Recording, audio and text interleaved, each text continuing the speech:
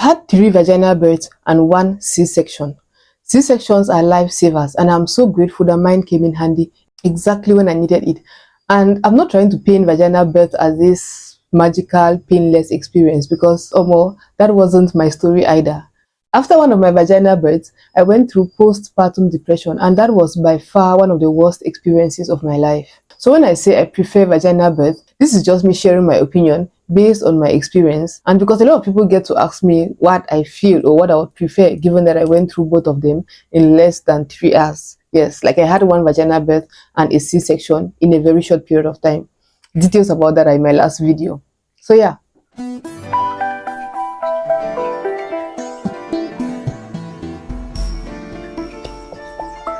Hi everyone, welcome to my YouTube channel. If you're new here, my name is Elvin, but the people here call me Skilled Elvin.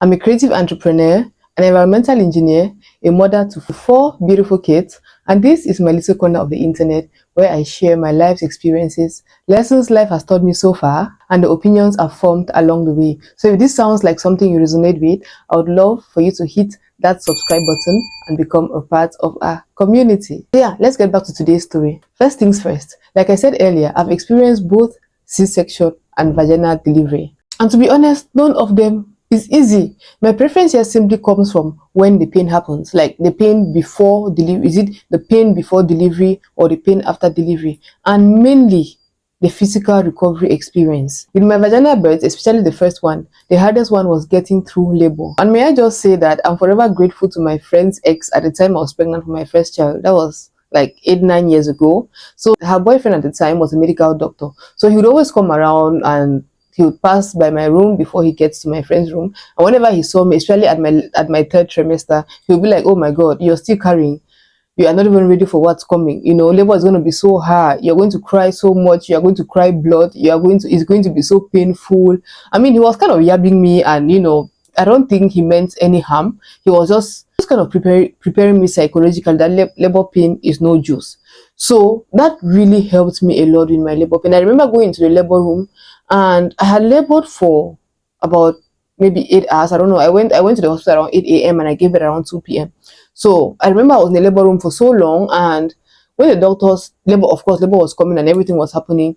And then when the doctor finally came and said, "Oh, yeah, well dilated, it's time to go to the delivery room," he said it was time to push.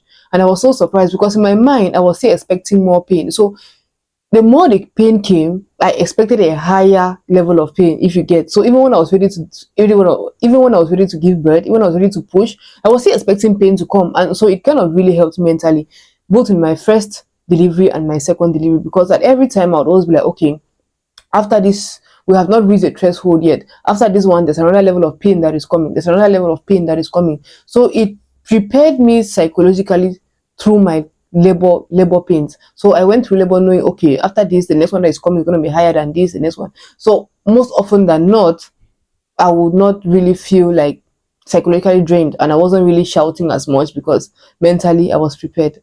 And I digress.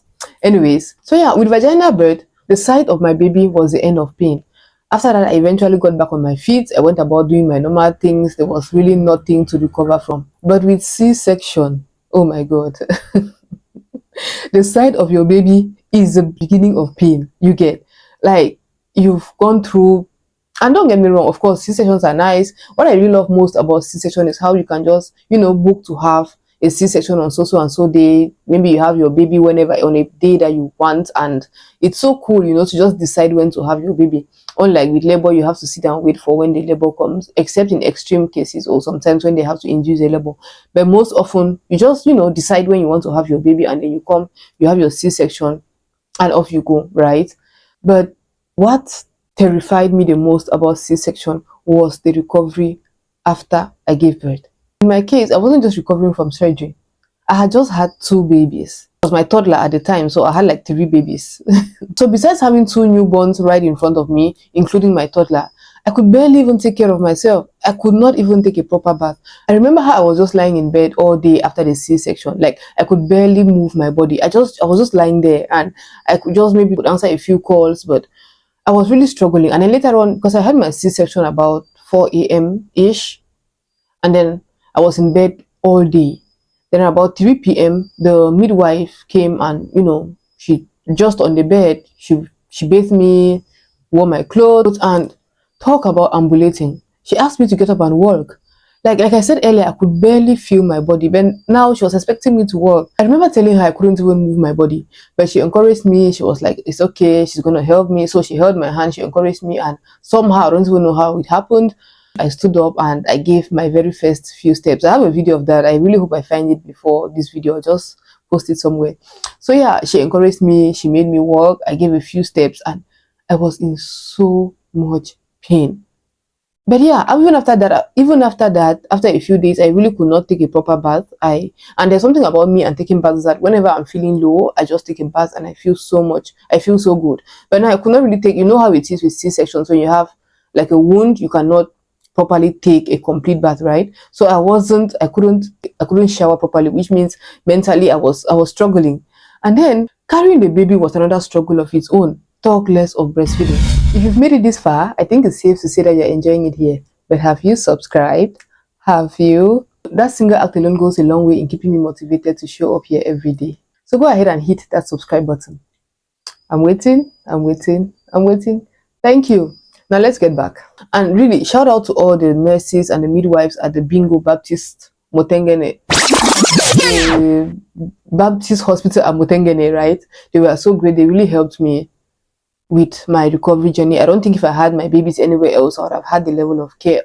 Anyway, I had the best care like while I was there. They really, because even with the breastfeeding, when you just give birth, for me, it takes a few days for breast milk to start flowing. So they were really patient with me. They would bathe the kids.